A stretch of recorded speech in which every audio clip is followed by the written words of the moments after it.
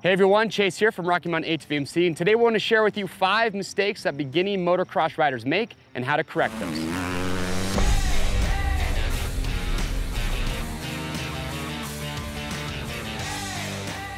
All right everyone, we've all been there at one point or another, beginner rider. Maybe you're still a beginner rider, you're learning to ride motocross, and right now you're just trying to develop the techniques and the habits that are going to give you good form. But even your top riders out there, they have riding coaches. So it just goes you to show that it doesn't matter how long you've been riding, how good you think you are, you can always learn and always kind of refine the skills that you've been taught and make yourself a better rider. I think you should always be striving every time you go ride, focus on your fundamentals, your techniques, and always just be trying to improve on the bike. Now for me, you know, I've been riding for years, and so I've learned a lot of things over the years, but I still need reminders, and I'm still learning every time I go out and ride new tips and new techniques to help make me a better rider. So today in this video, I just want to share with you, 5 common mistakes that beginner riders make when it comes to technique. We're going to show you those, give you great examples, and then we'll just show you the proper technique. That way you can take these, you can practice these when you're out riding, and that's going to create good habits to make you a better rider in the future. All right, everyone, so tip number 1, the first common mistake that we see with beginner riders is they sit too much. Now, I will admit, when you're a beginner rider, it is way more comfortable and less intimidating than standing to sit down on the bike. But as you get faster, here's the problem. When you're sitting down and you're going faster, every time you hit a bump, that bump's gonna go through the bike and then into the rider's body. And at that point, you need the bike to be able to work underneath you and do its job, use the suspension. But if your body's reacting every time the bike hits a bump, it's gonna be really hard to control the bike underneath you. And also, every time you hit those bumps, if that shock's going into your body, it's gonna do some wear and tear on your body over time. So it's actually gonna make you even more tired and sore in the long run. So when it comes to a bike, important, as you're riding, as you're getting more comfortable, you want to start standing up as much as you can. Now in certain situations, if you're on a long straightaway or something that's relatively flat, it's totally okay to sit down. But when you start getting into bumps and you're doing that more rougher riding, you want to be in a standing position, and here is why. As I stand up, now my legs are actually working as a secondary suspension for the motorcycle. So this way the bike can work underneath me, it can move back and forward, and I can use my knees to control the bike, but if I'm sitting down, the bike's controlling me. So that's my first tip, is it's okay to sit in some situations, but try and practice as much as possible to get comfortable standing, because when you watch your top level riders, these guys stand probably 90% of the time. So that's tip number 1, is try not to sit too much. All right, everyone, so tip number 2 is, now that you've learned that you need to stand up as much as possible, let's talk about the correct technique in that standing position. So a common mistake that I see a lot of riders make when they're standing is they stand too straight up and down. And the problem with that is if you're standing too straight up and down, when you accelerate, that bike wants to go out in front of you, and next thing you know, you're hanging off the back and you're fighting just to hold on. So here's the correct technique in the standing position. You wanna have your hips out. So you wanna bend at the hip, stick your butt out there. You wanna make sure your back is nice and flat, and then your elbow position. Your elbow position, you wanna be about 45-degree angle with your elbows. That's gonna give you a nice wide base. That's gonna give you good stability. And then when we talk about chest and head position, this is important. You wanna make sure that your chest is over your handlebars. We've all watched the pros ride, especially in a whoop section. You can see a lot of times their head is right over their number plate and it does not move as they go through those whoops, because they're in that correct position, and by doing that, allows the bike to do all the work underneath them while they stay steady. So chest over the handlebars, what I always say is a good rule of thumb, if you can see the numbers on your number plate, that means you're in a good attack position on the bike. So proper technique there, and then as you work your way down past the hips, from your knees all the way down to your ankles, you want to be squeezing that bike as much as possible.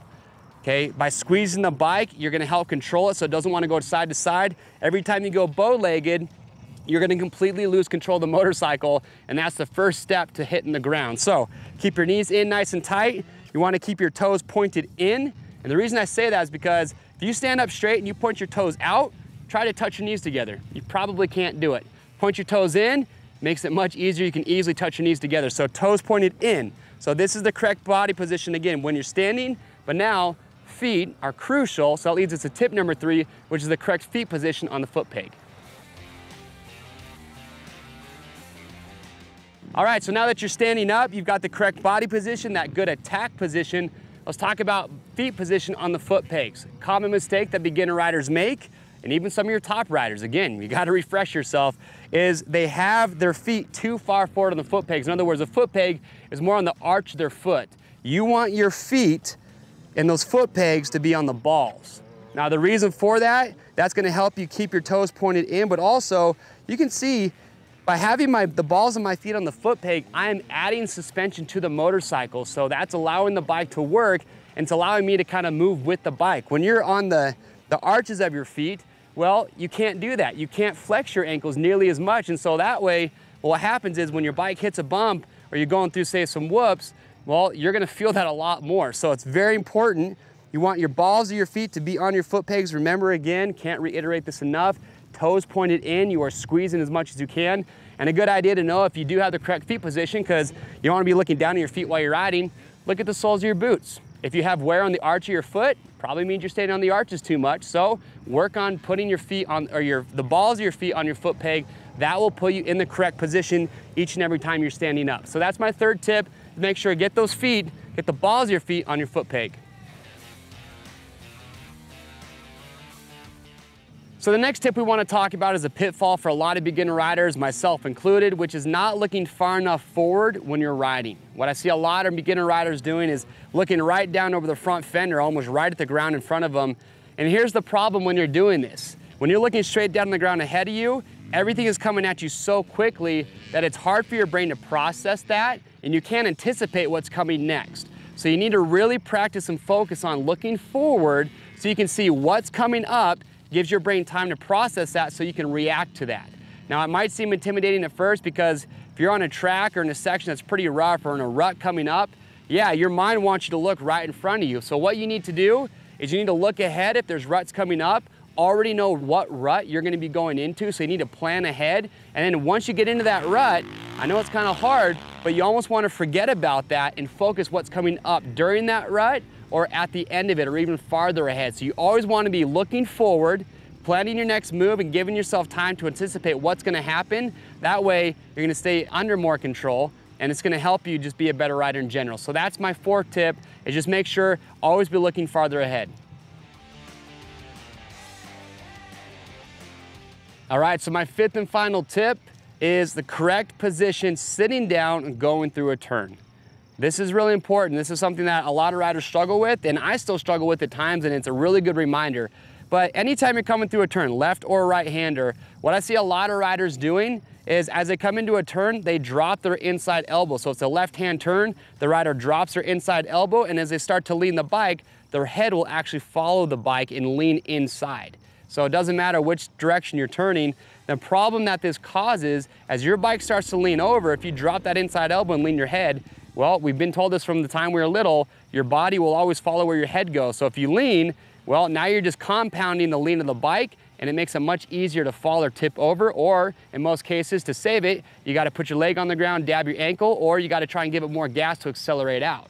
So to remedy that, and to act as a counterbalance for the bike and have better or proper technique, anytime you're coming into a turn, elbows out like we've already discussed, but let's say you're going through a left-hand turn. The bike starts to lean over, outside elbow up, and you want your head, basically what I call it the Cam Newton dab. You want to just stick your right ear into your right shoulder on a left turn and left ear to left shoulder on a right turn. That way, as the bike leans, you're staying upright on the bike, your head is staying upright, and your shoulders to your ear, and your body's acting more as a counterbalance to the bike. That way, you can keep your leg out in the rut, you're not gonna have to worry about dabbing it, you're not trying to accelerate to correct yourself, and you're much less likely to tip over. So just remember, as you're going through a turn, doesn't matter if it's a flat turn or rutted turn, elbows up, ear to your shoulder, act as a counterbalance, and keep your body upright while the bike does the work and goes through the turn. All right, everyone, so those are our top 5 tips when it comes to beginner motocross riders and helping you have better technique. Now remember, doesn't matter that you watch this video, the most important thing, you gotta go out and practice everything that we talked about today. So I have a couple drills that I'll share with you that I think will really help you out, or a couple tips. So first off, when it comes to standing, what I was told from for many years is practice standing by standing up, get in that correct body position, squeezing, and ride the entire track or wherever it is that you're riding without sitting down. So when you're coming through a turn, I know you're instinct's gonna tell you you wanna sit down on the bike, but stay standing. That way you just really reinforce the idea of standing up on the bike. And also what you can do is have your friends watch you when you're riding so they can actually see where you're standing on the foot peg. So if you're on the arch or on the balls of your feet, so you can correct that right away.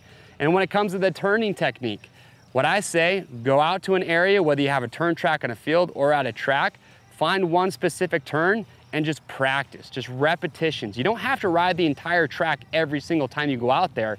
That's how you get better, is you practice sections and you practice certain little drills one at a time, and that's just gonna drive home those good techniques that are gonna form good habits. So find one specific turn, find a left turn first, go through that turn 10, 15, 20 times, as long as it takes for you to kind of feel what it's like to have that correct form and develop those habits, and then go do a right turn and do the exact same thing. So I just can't reiterate enough, practice makes perfect. But remember, even the top riders, they have their coaches, they're always practicing. So you're never gonna be perfect, but it's always best to always be practicing and reinforcing those drills. Now, if you have some techniques that we didn't really talk about today, or maybe some drills that you've done that you think really help out, well, a lot of riders would love to hear what those are, myself included. So make sure to comment below. If you have any questions about anything we talked about today, ask those. We'll get your questions answered. And if you like this top 5 video, well, we got a lot of other great technique videos that are gonna help get you dialed in on the track or in off-road riding. So make sure, get subscribed to our YouTube channel, hit that notification button. That way you always stay up to date. I'm Chase, we'll see you on the trails.